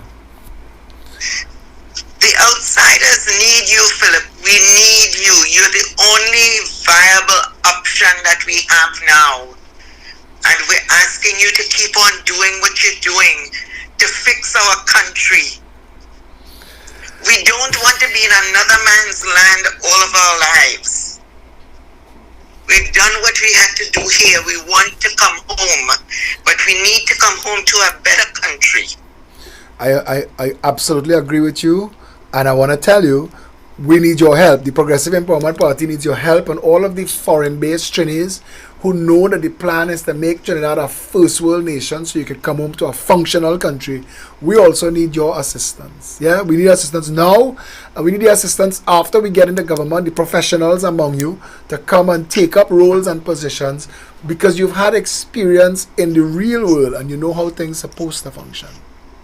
Yes, yeah? I do. So you enjoy. I work in fraud, waste, and abuse. Wow, we need that in bad. New York. We need that desperately here. Fraud. Yes, I work in fraud, waste, and abuse. Fraud, waste, and abuse. I want to tell you something. I want you to send me a message when the show done, because I want to know more about that, because we would like to get somebody here just handling that, because we need that desperately. We have a lot of fraud, waste, and abuse in this country. Yeah, and that's all I see there. I cry for my country. I literally cry for my country. It's crazy. It's crazy. Everything is so wasted and mismanaged down there. It's crazy. Did you enjoy this show? Did you enjoy the first inaugural episode of Pep Talks in the morning? Yeah? Yes. I'm enjoying it. It's making my day. I could go out there and have a good day. Thank you. Because I see that at least someone is trying to help my country. Thank you for that. Thanks a lot for the call. Anything else you'd like to say before you go? I would like to say to the fellow citizens of Trinidad and Tobago and to the outsiders like myself, please, we need to fix our country. We need to be safe. Indeed. We need our children to be safe. Indeed. Absolutely. And we need Philip Edward Alexander and the PEP in power to be able to do that. Too long have we given the other two sets of government chances and we have nothing. Instead of building us up, they're breaking us down. They're tearing us down. We need to be built up. And I think that the only person that I see who's really capable of doing that right now is you and the PEP. And I look forward to coming back home and being a proud member of the PEP and of Trinbago once again. Thank you very, very much for that. Thanks a lot for your call. Have a lovely day. You too. Thank you. Bye-bye. And that's a perfect call to close with. A lot of our people who have left Trinidad and Tobago out of frustration with the mismanagement and the corruption, a lot of them went abroad and made it. They made good money. They have a life, but you miss home, you miss Trinidad, you miss where you grew up. So, let's fix it. And to fix it is a we thing. I mean, I could do all that I do. And it could be entertaining, it could be informative. But if we want it to be functional, we need teams of people on the ground, like what you heard Maurice talking about. And we need teams of people involved behind the scenes, the politics of the thing. It takes a lot of work, it takes a lot of effort, it takes a lot of money. We need your assistance. I am sure at some point Satish will find a way to put a ticker tape on this, asking you to help us. We have different ways that you could donate money to the party because every cent helps. And a good way, if you want the information, check out our website at peptt.com, and there's information there. And if you want to assist and you want to have a conversation, message me direct on Facebook, on WhatsApp, 682-2110. It has been my immense pleasure starting off today without a co-host. I didn't know how I'd get through the 2 hours, but then it flew. So it was my immense pleasure doing this with you and for you today. To those who called, to those who messaged, thank you very much. Let's see where it goes from here. This has been Pep Talks in the morning. Have a good day. Trinidad and Tobago is in a crisis. For far too long, our people have been abused and silenced by our politicians and the business elite. Just look around you. People are losing their jobs. Crime is at an all-time high. Our justice, education, and health systems have failed. We all know the truth behind all that is wrong in our country. Corruption is destroying us. Billions of our dollars are being looted by a small group of business people that use our politicians to divide and distract us. So they can take what they want, leaving us with no hope for a better country. All of this is because we've never had leaders who seek the interests of the citizenry as their first priority. I am here because I'm not taking it anymore. I am here because I am not taking it anymore. I am fed up of politics as it is in Trinidad and Tobago. It is time we elect leaders with the backbone and the love of our people to go after the corrupt, evil elements in our country, hell-bent on serving their own pockets while we suffer. And it is time that we as a nation take a collective stand against wrongdoing. So we are making a plea to the nation to rally behind us. Because our freedom of speech is being threatened by those who don't want us speaking out on these issues. A man that I greatly respect is one of those leaders fighting for a better country. His name is Philip Edward Alexander, and he has bravely challenged the people and institutions that are destroying our nation. To date, he has been threatened with 5 lawsuits for having the courage to ask state agency UDCOT on why the renovations of the President's house cost $89 million. When experts in the field have estimated that job should have never crossed 20 million. Where did the rest of our money go? We refuse to stand by and allow any agency to use our courts to try and silence and punish Philip or any other citizen of our country for trying to seek the truth. If you're fed up of corruption and want to be a part of real change, support Philip and the Progressive Empowerment Party in this fight. This fight is not for him or us to bear alone. It is a fight for you, our loved ones, and our friends. It is a fight for the future of our country. You can help by making a contribution to Philip's legal fees and help him and Pep expose the truth and shine light over the darkness of corruption. Go to our website at peptt.com, click on donate and see all the ways you can pitch in. There is hope. Our country can be saved, but we all need to stand together. My name is Felicia Holder, Chairman of the Progressive Empowerment Party, and I support Philip Edward Alexander and the PEP. I support Philip Edward Alexander and the PEP. I support Philip Edward Alexander and the PEP. I support. I support. I support. I support. I support. I support. I support. I support. I support. I support. I support. I support Philip Edward Alexander and the PEP.